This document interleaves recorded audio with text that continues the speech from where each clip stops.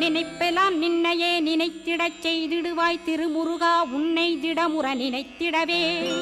திருவருள் தந்திடுவாய் திருவருள் தான் பொங்கிடவே திருவருள் ஒன்றிலே நிலை பெறச் செய்திடுவாய் நிலை பெறச் செய்திடுவாய் நித்யானந்தமதில் நித்யானந்தமே நின்னுருவாகையினால்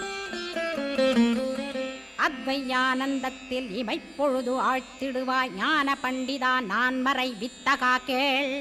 ஸ்கந்த குருநாதா கேள்மை பொருள் காட்டி மேன்மை அடைந்திடச் செய்